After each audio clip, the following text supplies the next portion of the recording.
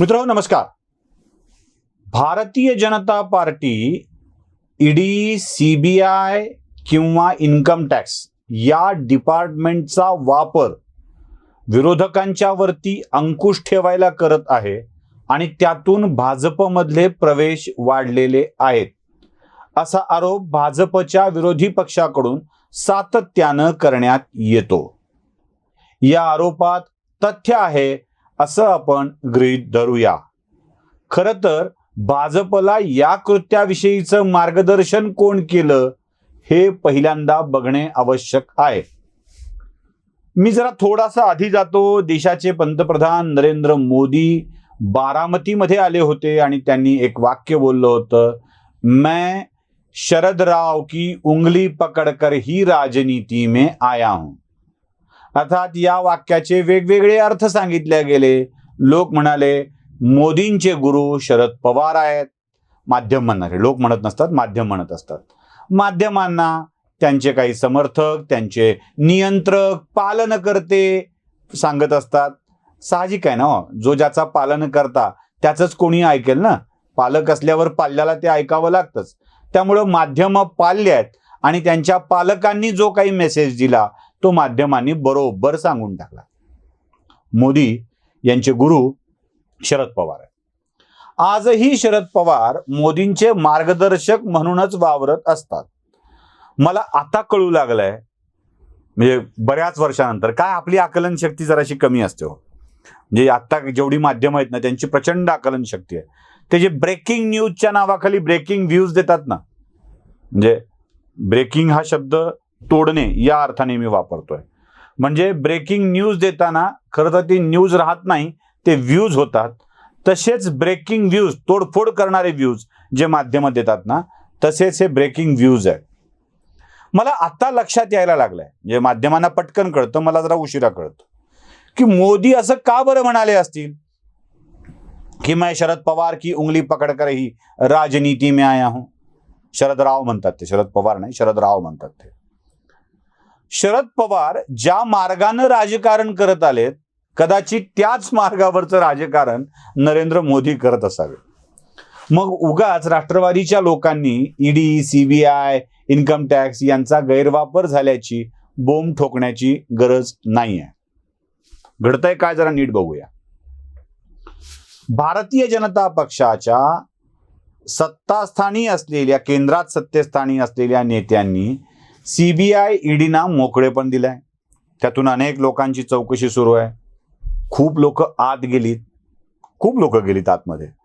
कोट्यावधी रुपयांची संपत्ती जप्त झाली आहे. बरेच जण या ईडीच्या भीतीने भाजपात दाखल होत आहेत असंही म्हटलं जात आहे. कोणी भाजपात आलेल्याने सांगितलंय आम्हाला सुखाची झोप लागते.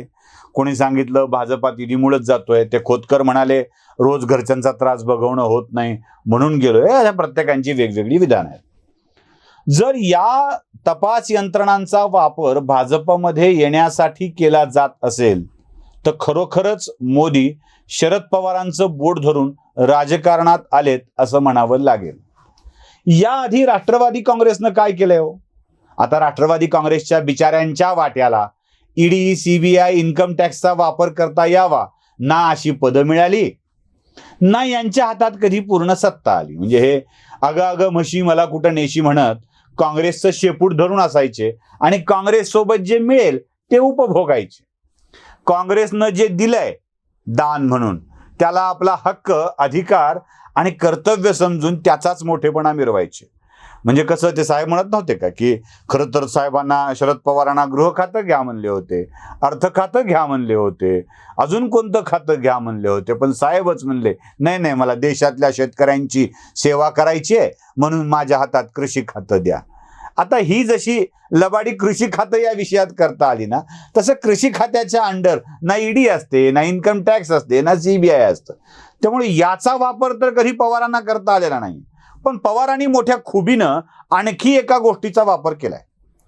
शरद पवारांची ईडी, सीबीआय आणि बाकी सगळ्या संस्था हे सहकार खातं होतं महाराष्ट्रातलं, आणि या खात्याचा बरोबर वापर कसा करावा हे पवारांना माहित होतं. देशातल्या, महाराष्ट्रातल्या साखर कारखानदारांना आपल्याच बाजूनं कसं ठेवायचं, महाराष्ट्रातल्या सहकारी संस्था चालवणाऱ्या लोकांना आपल्या बाजूनं कसं ठेवायचं. जशी केंद्राच्या हातामध्ये ईडी होती ना, तशी महाराष्ट्रातल्या सहकारी उद्योग करणाऱ्या माणसांच्या पायात शिखर बँक नावाची बेडी होती आणि ही बेडी पवारांच्या ताब्यातली होती.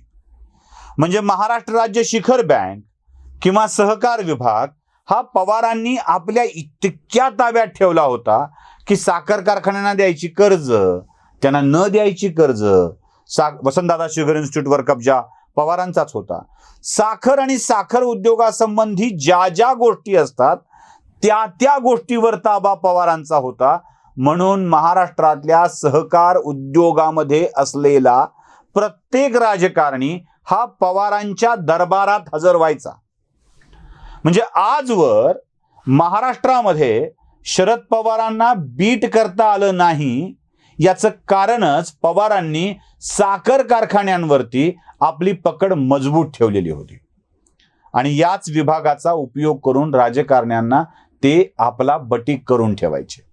आपण नेहमी म्हणतो बघा की राष्ट्रवादी काँग्रेस पक्ष हा अमेरिकन संघराज्य आहे, भारतीय संघराज्य नाही. अमेरिकन संघराज्य म्हणजे वेगवेगळे घटक पक्ष, घटक राज्य एकत्र आले आणि या राज्यांनी मिळून संघराज्य बनवलं आणि काही अधिकार संघराज्याकडे बहाल केले. भारताचं असं नाहीये. भारत देश निर्माण झाला आणि त्याने आपल्या सोयीसाठी घटक राज्य निर्माण केली, याचा हा फरक आहे. शरद पवार हे असं अमेरिकन संघराज्य आहे. म्हणजे वेगवेगळ्या संस्थानिकांना आपल्याला उगाच अडचणी यायला नकोत, आपल्या खंडीभर वर्णात कोणी घाण करायला नको म्हणून हे सगळं चाललंय. आता खंडीभर वर्णात घाण करणं आणि धरणात करणं या दोन्हीत साम्य आहे बरं का त्या शब्दांमध्ये. म्हणजे ते तुमच्या लक्षात असावं. तर आपल्या या चाललेल्या सहकारी उद्योगामध्ये कोणी विनाकारण विघ्न आणायला नको यासाठी सहकारी नेते पवारांच्या सोबत वावरायचे. मग ते सोलापूरचे मोहिते असू देत की अनगरकर असू देत की अजून बीडचे नेते असू देत, पश्चिम महाराष्ट्रातले साताऱ्याचे असू देत की विदर्भातले नेते असू देत, ज्यांना आपल्या सहकारी उद्योगात अडचण नको होती ते पवारांच्या सोबत राहायचे. हा ईडी सारखाच वापर होता ना. शिखर बँकेचं कर्ज कोणाला मिळणार हे पवारच ठरवायचे, डीसीसी बँकांचं कर्ज कोणाला मिळणार हे पवारच ठरवायचे.